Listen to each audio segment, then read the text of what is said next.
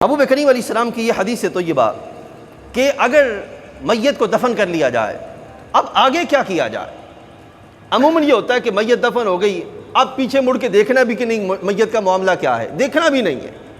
لیکن ہمارے آقا صلی اللہ علیہ وسلم نے آگے کا طریقہ بیان فرمایا کہ اب آگے کیا کرنا ہے، کیونکہ جنازے سے کفنانے دفنانے غسل سے لے کر قبرستان کے آنے تک یہ ایک معاملہ ہے جو کہ مکمل ہوا۔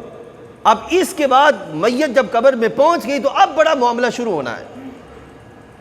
اب جو معاملہ شروع ہوا تو اب کیا کرنا ہے۔ عموماً کیا ہوتا ہے، جو ہی رکھا تو بمشکل چند ایک افراد وہاں پہ کھڑے ہوں گے اور لوٹ آئیں گے، اس کے علاوہ قطعاً کوئی معاملہ نہیں ہوگا۔ حدیث طیبہ سنیے ہمارے آقا صلی اللہ علیہ وسلم نے کیا فرمایا۔ یہ میرے پاس ریاض الصالحین ہے جو امام نووی رحمۃ اللہ تعالی نے لکھی ہے، اور آپ خود شافعی مذہب میں ہیں، لیکن انہوں نے یہ جو گلستان آباد کیا اس میں سارے کا سارا وہی طریقہ ہے جو بحمد اللہ قدیم اہل سنت و جماعت میں موجود تھا۔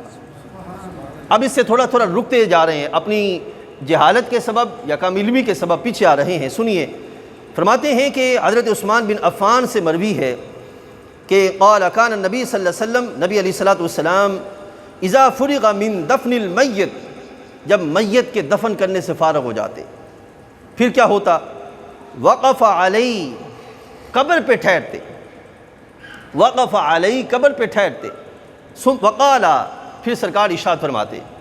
اب یہ ہے، اس کو کہتے ہیں تلقین کرنا، دعا کرنا اور تلقین کرنا۔ اب تلقین کرنے کو اکثر کو نہیں پتا ہوگا تلقین کیا ہوتی ہے، اکثر کو نہیں پتا ہوگا تلقین کیا ہوتی ہے۔ تلقین یہ ہے کہ صاحب میت جو صاحب قبر ہے اس کو پکارا جائے، اے فلاں بن فلاں، حدیث میں آتا ہے اے فلاں بن فلاں، پھر کہا جائے اے فلاں بن فلاں۔ اگر کسی کی ماں کا نام یاد نہ ہو تو یہ کہے کہ مثال کے طور پر اے ناصر بن حوا، اصل ماں تو وہ ہے، اصل میں تو ماں کا سلسلہ سارا ادھر ہے، یہ کہا جائے اے یاسر بن حوا۔ جب دوسری بار کہے گا تو وہ توجہ کرے گا، پھر جب کہا جائے اے یاسر بن حوا، وہ پھر کہے گا کہو کیا کہتے ہو۔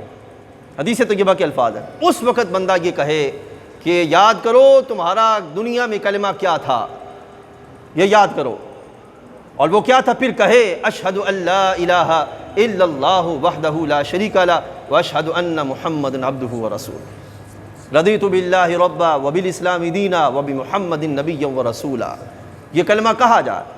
اب یہاں پہ بھی حدیث طیبہ سنیے، استغفروا لاخیکم، سرکار نے فرمایا اس پہ ٹھہرو اور اس کے لیے بخشش کی دعا مانگو، وَصَلُّوا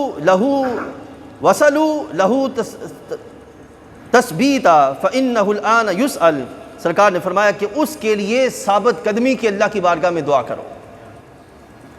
اب جو سوال آنے ہیں، نکیرین نے آنا ہے، تو اصل مرحلہ تو اب ہے، آخرت کی گھڑیاں تو اب شروع ہونے کو ہیں، تو اب جب نکیرین آئیں گے تو مشکل ترین معاملہ تو اب شروع ہونا ہے۔ تو اب اس کے لیے، اس مقام پر اس کے لیے کیا دعا کی جائے کہ اے اللہ اس کو ثابت قدم رکھ، کس پر، اس کلمے پر جو کلمہ دنیا میں یہ پڑھتا تھا، اس پہ اس کو جو ہے وہ ثابت قدم رکھا جائے۔ پھر آگے دوسرا حدیث طیبہ میں حضرت عمر بن عاص، آپ نے اپنے گھر والوں کو وصیت کی۔ عمر بن عاص حضور کے صحابی ہیں، انہوں نے اپنے گھر والوں کو وصیت کی، قال اذا دفنتمونی، کہ جب مجھے دفن کر دو، فاقیموا حول قبری، میری قبر کے پاس ٹھہرنا، بھاگ نہ جانا، قبر کے پاس ٹھہرنا۔ یہ وہ طریقہ ہے جو سرکار دو عالم صلی اللہ علیہ وسلم کا صحابہ کرام کے درمیان موجود تھا، اور صحابہ کرام اس کو جو ہے وہ رائج کیے ہوئے تھے۔ میں دوسری، تیسری، چوتھی صدی ہجری کی بات نہیں بیان کر رہا، چوتھی اور 14ویں صدی ہجری کی بھی بات بیان نہیں کر رہا، پہلی صدی ہجری میں جس وقت خود صحابہ موجود تھے اس وقت کا طریقہ بیان کر رہا ہوں کہ اس وقت سرکار کا اور سرکار کے صحابہ کا طریقہ کیا تھا۔ بس سمجھ آئی؟